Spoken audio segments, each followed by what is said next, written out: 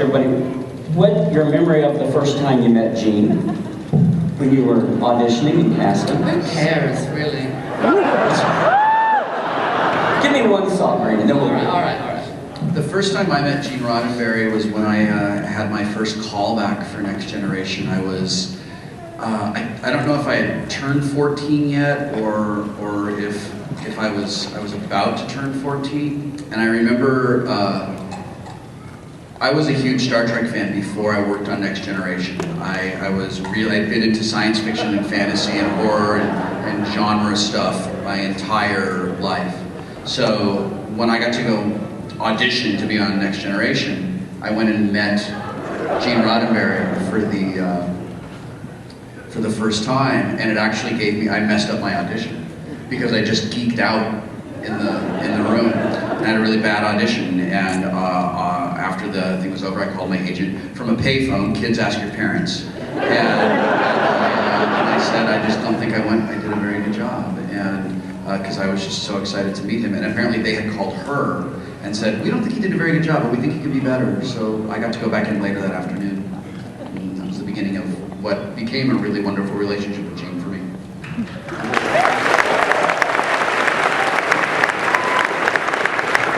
I guess I was around 14 when I met Gene. He was a highway patrolman at the time. Working in a mine shaft in the Old West. That's right. Busted me in El Paso. Yeah. Anyway, El Paso, yeah! Garden spot of Texas. No, I tell you what, I met Gene. I have no memory of that. I'm old. What do you want? I do remember, Gene asking me right off the bat. Gene had a very high voice. If you've never met him, it was strange. He was a large man, but he talked kind of like up here, didn't he? He had this weird... With his hands. With his hands, and he sort of talked like, would you mind changing the color of your skin? I said, no problem. What can it be? I went through like 50 makeup tests, every color in the rainbow. They put them all on a reel to show to Gene. We all went into his screening room to see all the different colors and have him choose one. The first one came up, it was gold. He went, that's fine. And that was it. And all I can say is, I'm glad that the bubblegum pink didn't come up first. First time I met Gene, I was 14 years old, and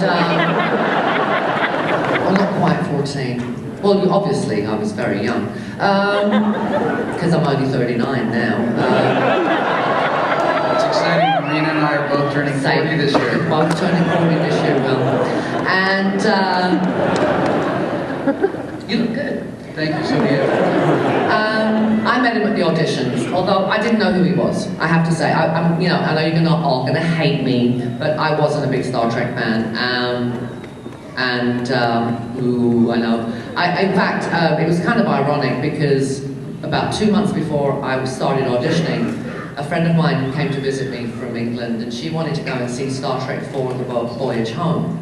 And I was like, oh no, really? Can we go and say something else? Really? You want to go see Star Trek? And she was like, yes I do, because it's not going to be out in England for about a year. And I went, oh, blimey. Anyway, so I went to see Star, which I actually really enjoyed the movie. I was very surprised. So I really enjoyed the movie. But I didn't know Gene. I didn't know Gene had created Star Trek. I didn't know anything about it. All I knew was there was this guy in the audition who seemed to be in charge,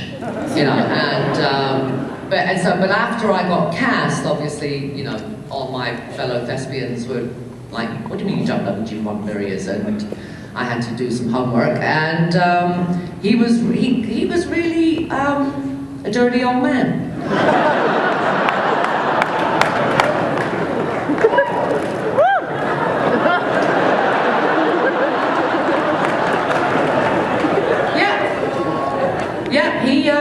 He liked the ladies. Or maybe it was just me. But anyway.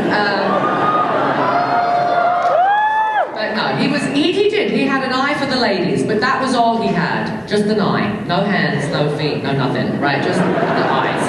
But no, he was a really great guy. But, we knew him as a person as well as the big bird of the galaxy.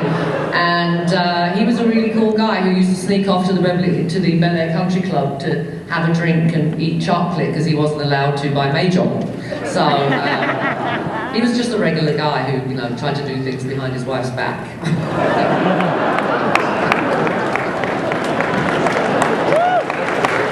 And from there I plead the fifth.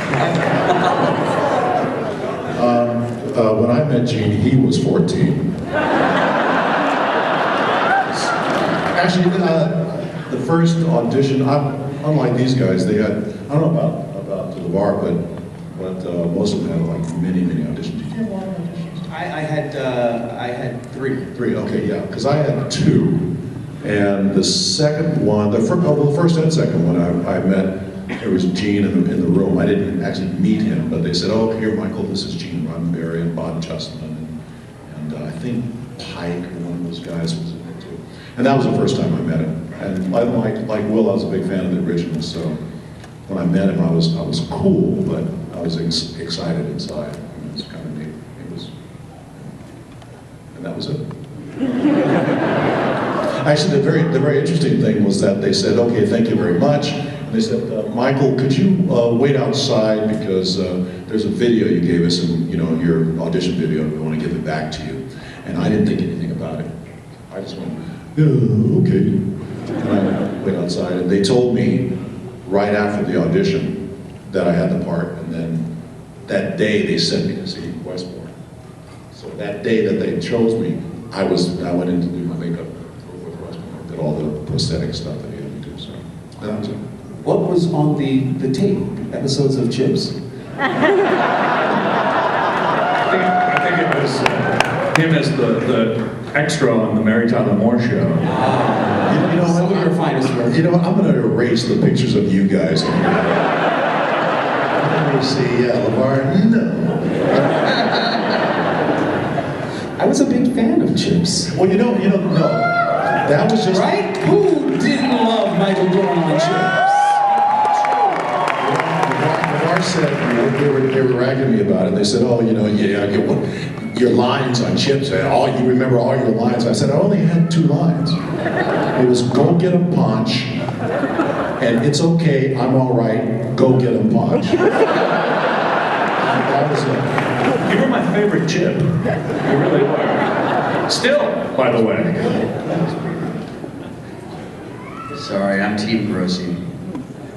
You were the last one cast, weren't you? 'Cause it was a race to get your prosthetics done. before we started shooting. Yeah. In fact, I think you guys were already filming, and I was getting makeup, and I don't even think that they didn't introduce me to these guys.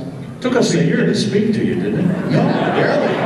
But you know, I didn't care. You know, at that point, you know, you got a pilot for a series, so I don't care if they never talk to you as long as the check cleared. Well, in all fairness, Michael, in all fairness, you would come in at like 5 o'clock in the morning and get into makeup, and we'd all be gone by the time you got out of makeup. So it was 6 months before we know what the hell you looked like. I would go on the set, I think the first, couple of weeks, and I go on the set, and nobody would say anything to me, because they just, out of makeup, because they just didn't know. No, we didn't like you.